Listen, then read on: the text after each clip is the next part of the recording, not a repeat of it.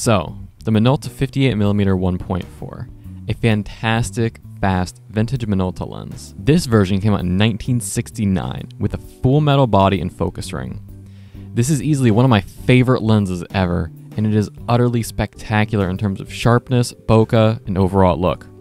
Issue is, there are many variants of the 58mm 1.4, but there's only actually one variant that I consider good. So, cutting to the chase. This lens has 4 versions. The Auto Rocker PF, another with the same name, a MC Rocker PF, and another MC Rocker PF with revised optics. The first MC Rocker is an MC1 lens, while the newer one is an MC2 lens. There are 2 main ways to easily determine which of the MC Rocker PFs is the good version. First is the focus ring. The original 58mm 1.4 had a mostly flat focus ring with lots of little notches throughout it. The revised 58mm 1.4 has a hill and valley focus ring, as in it goes up and down like hills and valleys for better grip. This is by far the easiest way to determine the different variants. But if you can't see the ring very well for some reason, but you can see the serial, you can also use that. The serial for the MC2 series starts at 5064519. So just try and look for the right focus ring.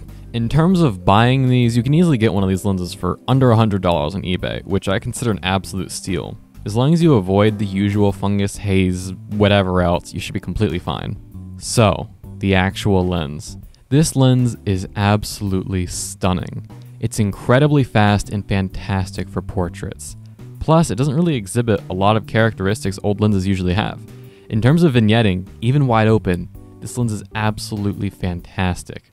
Maybe I'm just a battered spouse used to vintage lenses having up to 3 stops of vignetting, but I consider this lens to have incredibly low vignetting wide open, on full frame considering its age. But, speaking of its age, manual aperture and focus controls. This lens has a clicked manual aperture and manual focus, so you cannot adjust either of these at all through the camera. But the focus ring is incredibly smooth, which is fantastic for video. And this lens also has really tasteful chromatic aberration. It's nothing too crazy that overpowers the shot, but it looks pretty nice. Wide open at 1.4, this lens is somewhat soft, but if you stop it down to f2, you can get some incredibly sharp images. Stopping down more will allow you to get slightly sharper images, but if you stop down past f2, the bokeh balls won't be round anymore, and this is due to the lens only having 6 aperture blades, so you only get round bokeh balls wide open and kind of round balls at f2. Man, reviewing lenses really leads me to say some really interesting things about balls and their roundness. Maybe this just isn't for me. Also, the minimum focusing distance is only about 2 feet, which is perfectly fine on a crop sensor, but on full frame this is kind of far away from me personally.